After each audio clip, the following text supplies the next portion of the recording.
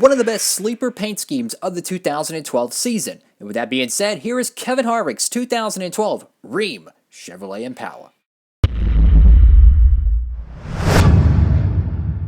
Howdy folks, it is Diecastbuffet here again, back with another NASCAR Diecast review, and today's car is going to be Kevin Harvick's 2012 RHEEM Chevrolet Impala. This was his second to final year with Richard Childress Racing and final year of the Gen 5 era.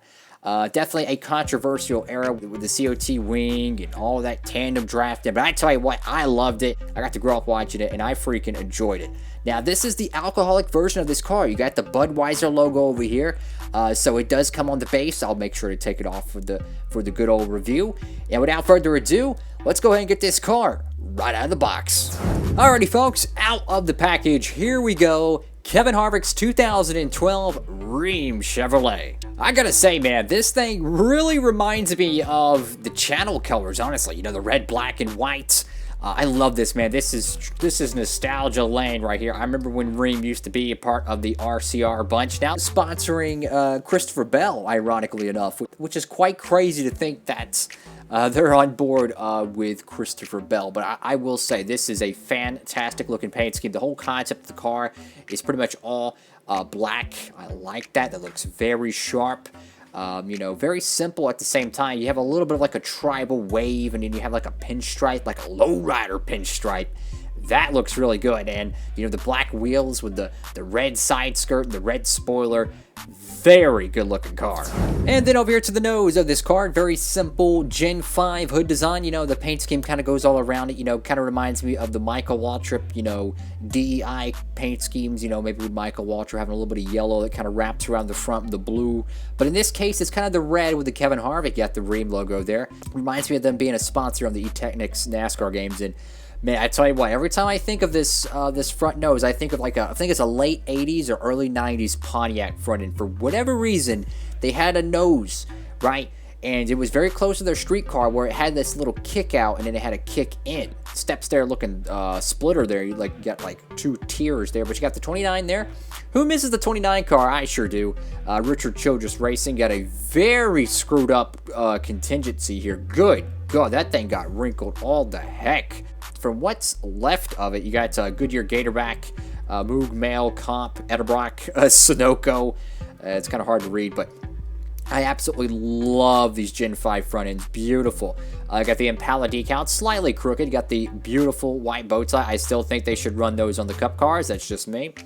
Of course, you got your contingencies on this end. They're much better looking on this side.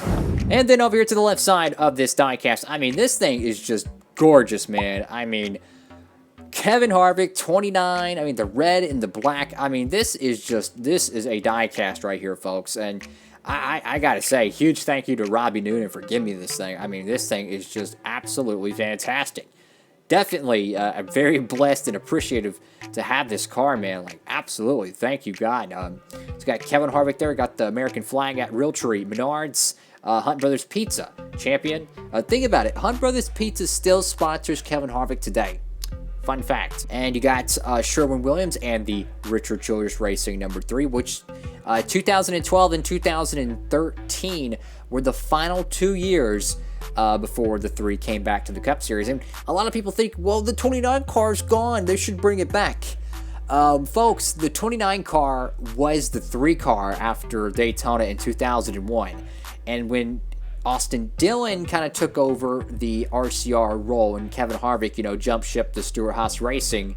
You got to think about it. At the time of 2013, they had Menard. They lost Boyer in 2012. But you had Menard, you had Austin Dillon, and guess who else you had there? Jeff Burton. Burton's already in the 31. The 27's already taken. The only car that changed is the 29 to the 3. Guess what? The 3 came back after all those years. It's controversial, but I think everyone has their own opinion on it. You got NASCAR race car there. You got NASCAR Sprint Cup Series. You got Autometer, Jags, Mobile One, USG, Mechanics Wear, Holly 3M, Direct TV. You got Goodyear there. Of course, you got a little bit of some decal overlap there. You can see that little plastic part there. They didn't really get that trimmed off too well. Probably will easily break off, but I ain't worried about it. Got the 29 there. Got Jimmy John's. That's another long-term Kevin Harvick sponsor. Heating, cooling, and water heating. RHEEM. You got Rudd. What is that? Not Ricky Rudd, guys. You got Freightliner over here in the bottom right corner. And you got Safety Clean. And then look at that. Budweiser. Very cool sponsorship. That's back when they used to be, their slogan was King of Beers. And what on God's green earth is going on with the tire here? Wow, look at that. If that ain't a botched paint job, I don't know what is. Good God, that thing got smeared. Definitely looks like a raced version. I mean, heck, it looks cool in that perspective, but definitely not for a clean, non-race diecast. Of course, you got your, American Ethanol ring there, which I think 2012 is the first season for that to be on the diecast. But yeah, very, very nice looking race car. And you know how funny it is that in 2012, when they switched to these type of spoilers, I don't know why, but maybe it's just me, but I see the back end of this car here, and you know what I think of? I think of a more bulky 2002 Monte Carlo. That's what I think of. You have that, in the Monte Carlos, they had the wavy back spoiler. They had the big, bulky, square back end. Of course, they had the bumper kick out. But think about it. It really does, represent the 2002 Monte Carlo back end. And I love the 02 Monte Carlo because that car, I kid you not, man, the NASCAR stock car version, the Cup car, that thing is almost identical to the street car. Like, I kid you not. Of course, the sizes and dimensions of the car are different, but like the front fascia and the tail end, I've seen those 02 Monte Carlos in person. They are so spot on, bro. Like, it's remarkable how close the street production car is to the real thing. It's incredible. You got the 29 there, and you got Okuma over there on the left end. You gotta have a RHEEM with the Chevrolet bow tie right there in the middle. And we all can't be perfect sometimes. Sometimes we have a little bit of a oopsie here. Looks like maybe they were painting the car and someone had a little bit of paint and it got rubbed onto the 29 there, unfortunately. I'm not sure what's going on here, but I don't think the Budweiser logo is supposed to be that crooked. See on this end, you see how on this end, how the Budweiser logo kind of flows with this bottom stripe? The Budweiser logo looks like the dude trying to climb a mountain on The Price is Right. That's cool. So you got Menards, you got Realtree, Kevin Harvick, of course, 2012, it was kind of a changing of the guard for RCR because after 2013, they lost their star cat, which was Kevin Harvick. And you got to think about it, from 2014 to 2000 and now, which, this is, 2020, Austin Dillon really hasn't done much. Sure, he's won a 500, that's a big deal. You win a 600, that's a big deal. But when Kevin Harvick was winning a lot of races, I'm just saying, man, Austin Dillon has yet to fill those shoes. He's still got a long career ahead of him, I think. Time will tell. And then over here to the roof of this diecast, you got the number 29. You got your roof rails on board. I really like that. That looks cool. God, I missed that 29 car. And over here on the deck lid, you got the new degree of comfort, RHEEM.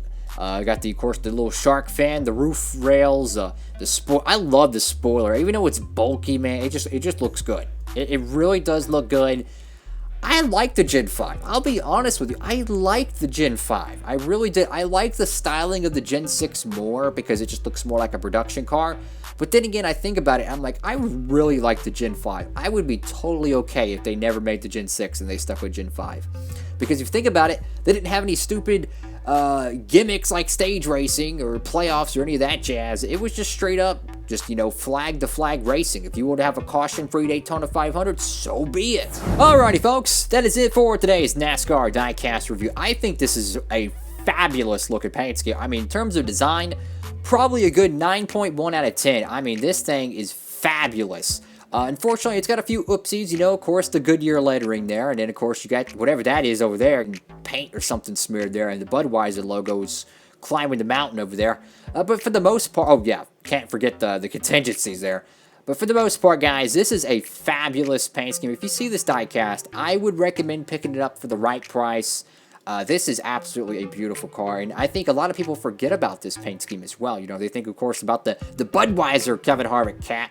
That don't sleep on that RHEEM car, man. This is, if you ask me, this paint scheme or Christopher Bell's, I'm sorry, I'm going with the Kevin Harvick. Thank y'all so much for watching the video. Make sure to give it a big thumbs up, like, comment, and subscribe. Of course, go ahead and hit that notification bell, as every day until August 2nd, we're going to be doing a NASCAR Diecast review. Yeah, every day, 5 p.m. Eastern Standard Time. Whole bunch of NASCAR Diecast reviews, so if you want to see some good reviews, customs, if you want to see some awesome diecast, Gold Series brand new releases, classics like this, heck, COT diecast, custom diecast, all that good jazz. Make sure to subscribe, all that good stuff, till August 2nd on Diecast Buffet, which leads up to the NASCAR DURALAST Cup Series Season 3 Daytona 500 unscripted diecast racing where any car can win. Obviously, the cars are unscripted. I mean, I push the cars, the best diecast wins. That's how it should be as far as I'm concerned. Hope you're all having an amazing day, night, or whatever you're doing right now. Diecast Buffet, signing off.